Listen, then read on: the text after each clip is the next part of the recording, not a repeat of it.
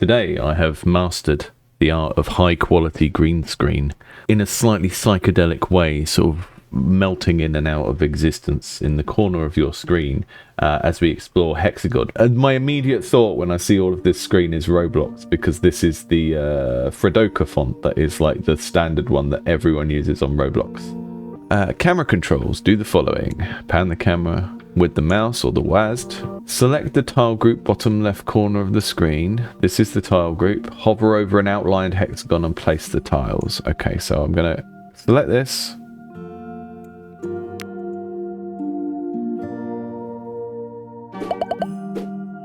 Cool. So one thing I'm already feeling a bit confused by is what these gaps are in this cloud. I think these are going to be like what resource that land produces or something, but I don't understand what these gaps are. I am going to select a villager and place them on a tile. You know what? You can live in the nice grass. Pick me up. Okay. Move me to a new tile. He's picking up an apple from there. That resource goes away. Maybe it comes back later. And the character has some sort of AI where they're going to walk around from place to place. So it's kind of like a worker placement board game, but they have some autonomy. You can pick them up and deliberately move them where you want. I'm going to put him there because I want a star, because it's mysterious. Oh, I see. So the purple star is like the bit that you need to create new land. So it's sort of your god power, right? And I'm guessing you need food to make workers. That would make sense, wouldn't it? We've got to earn enough XP to level up. Open the Hexatech tree by clicking the button above the tile groups. Building that allows a villager to collect favor from adjacent tiles. One of the things I really appreciate here is how much the icons for the resources are integrated into all of these text descriptions. I've played a few sort of strategy or management games recently where they haven't done this yet, and it was because they were quite early in development. But it does make the game so much easier to understand when you can see all of these little... They're not quite emojis, are they? They're like icons that are specific for the game. Having these baked into the text solve so many problems. It makes the game way quicker to understand. We're on day 1 of 8 turns, it looks like. We've got some lovely forests coming. Okay, so you get 8 turns and then you feed the villagers. I give Bobbert his 3 apples. Greedy Bobbert. So we've already got to the point where the game is introducing the end goal. Which is kind of good, right? Because you want to know what you're working towards. Put him over here. Okay, so is that how far he can move in one... is that setting his route over the turns? Right, I need favor and food to get a new villager. So this is already kind of starting to set me up to have some of my own kind of goals. Even though it's got kind of telling me up here what I need to do, I sort of know that actually my midterm goal is probably to get another villager. I win! I win!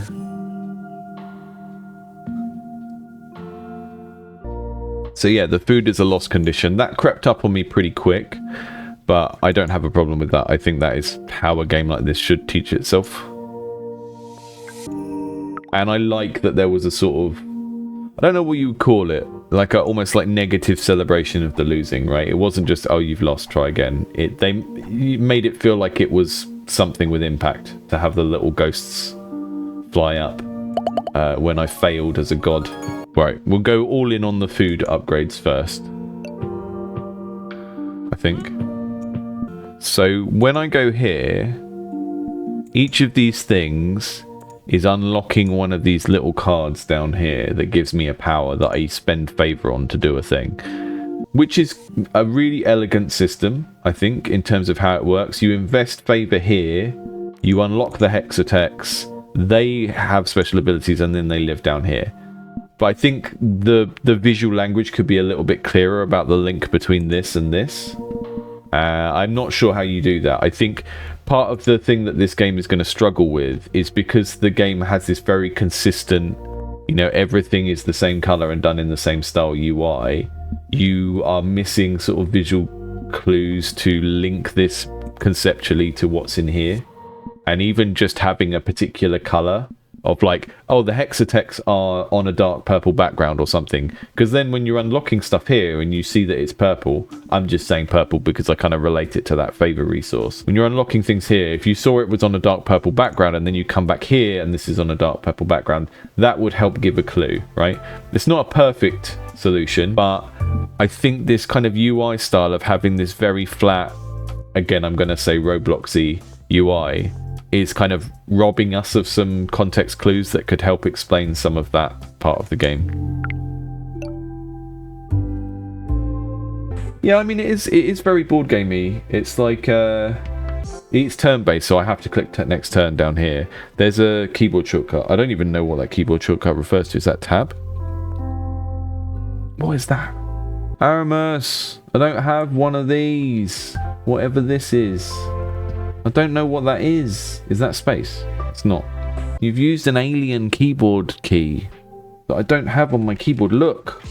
The illustrious Crane is helping me out here and saying it doesn't read like a spacebar symbol because it's narrow and it's usually a bit longer, which is fair enough. How do I know when I've got a level up point? Every time I'm confused by the game, I'm going to like look directly at the camera and go, Aramus, I don't understand. So that if he watches this review, he'll feel like an annoying child is playtesting his game. I mean, that's probably what it normally feels like anyway. Right, we'll put the new land down here. I'm very invested in trying to match up the tiles of the same kind, even though I don't think that's actually a mechanic, but it's something that my brain wants to do, even if it's not of any benefit. So we've got a lovely bit of grassland here. This is prime real estate over here, because if you build here, you can go for a swim and you've got like a lovely view of the forest over here.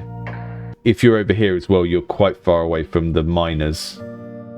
You see Lindsay Lohan is over here in the mines. Sponge says it looks like if you match the tiles, you get more resources. Yeah, I can't really tell if that's what's happening. It hasn't been tutorialized, but I definitely feel a sort of pull towards wanting to match up the shapes to make the biggest area of a particular shape. Classic city builder problem is players want to build an efficient city and they also want to build something beautiful. I know this isn't strictly a city builder, but it is a problem with any of those types of building management games. I always felt like Frostpunk handled that really well because they lock the entire game onto this sort of dartboard shaped grid, and that kind of means that whatever you build ends up looking beautiful even if you haven't thought it through very well because it's in a circle. And a lot of the time when you're playing like base building RTS games or city skylines, you get into this situation where you have a moment where you plan really well and then you have some moments where you just rush stuff and then it's expensive to knock it down and build it again, which is like exactly what a simulation of city planning should feel like. But there's definitely these two pulls in a building game that players are going to experience towards building something that's efficient and building something that's pretty. And if you can make those mechanics line up so that they work together, then you're going to end up with a less frustrating game for a lot of people, I think. I'm struggling a little bit to see when the level up points are available. I know that this tech tree flashes, so I guess that's what I just need to watch out for. There are so many updates on here, and the patch notes are really thorough, and this is always a really positive sign to me about a game, when you see that someone is being really thorough with their little updates and tweaks and stuff.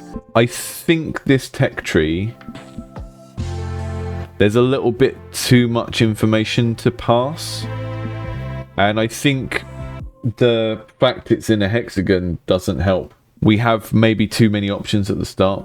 I know you want a hexagon tech tree because the game is Hexagod and it's about being a god of hexagons. Starting in the middle and having like 6 options at the start feels a bit daunting, and I think when a game is quite early into development like this and it's going to be unbalanced, having those 6 options right at the start means that there is going to be 1 or 2 of those that is really suboptimal, and we don't know which one is suboptimal yet because the game hasn't been played by thousands and thousands of people, right?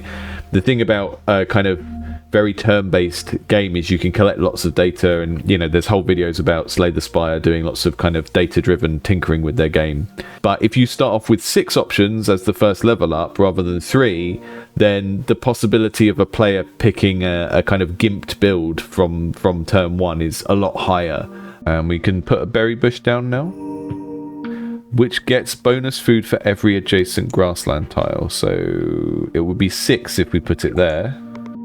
You can see that there's like a priority that builds from like having enough food to having enough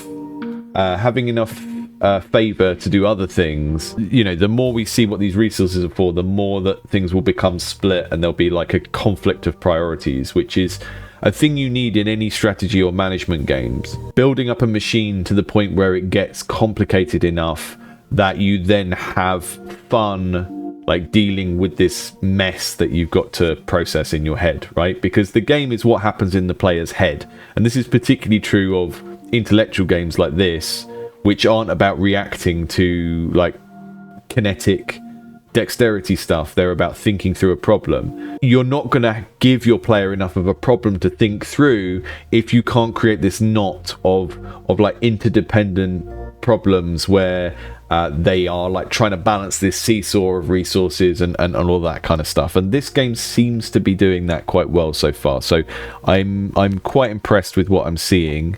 So I would think that a game like this is early access to collect data on things like balancing and stuff like that, so that before it goes on a full kind of deluxe release where you can say, you know, ask for $12 for it or $15 or however much this is going to go for eventually, you know that this tech tree is fully balanced and all of that kind of stuff. Look at that. See, I think these apples in the sea are supposed to be fish, but it's just how things work in this world. Lindsay's praying in the desert, just like in the Old Testament. And Lindsay Lohan went to the desert and prayed for 40 days. You could take all of the players who lose and look at what technologies they have, and you could say, well, the players who started here and went in this direction seem to lose more. So what I need to do actually is start players over here so they work through these ones that are more beneficial, or just like rearrange the order of the tech tree or whatever. The solutions to the problem could be many, but if you've got that data on technologies in the tech tree are actually helpful to people, then you can start to balance this stuff. But this is the sort of thing that is really hard to balance off of gut feel.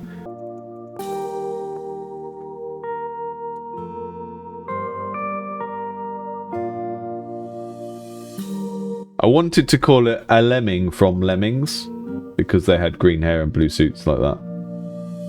But it won't let me call it a lemming from Lemmings, so I'm just going to call it Lemmy. Lemmy the Lemming. Well, Lemmings is a game that if you grew up in the 90s you thought was good, because lots of little people died in it. But it was actually incredibly frustrating and not very fun. And if I was playing this really seriously, without an audience, I might deliberately try and make the obelisks in a shape, like a sort of ominous ring of obelisks. But ain't nobody got time for that right now. I don't quite understand how these work. Do they get favor when they're on the obelisk? Yeah, okay. I have too many tiles for this many people. Yeah, you are totally right. Let's fix that.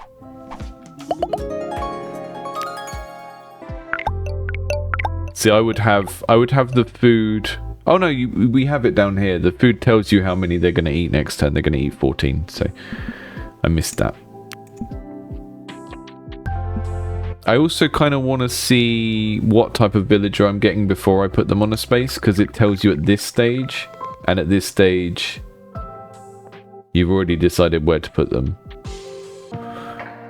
This one is too complicated, so I'm just not going to choose it because I don't want to understand the ramifications of it. I'm going to go for the one that just gives me a resource for free.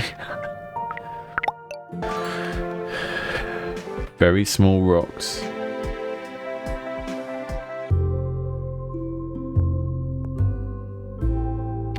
I don't like calling these common or rare, because it sort of creates this thing where you just feel like you should just go for the rarest thing rather than look at what's contextually useful. Like, if you're not going to go down the whole hog of making a rarer thing look a different color and stuff, then it also it's just a word, you know.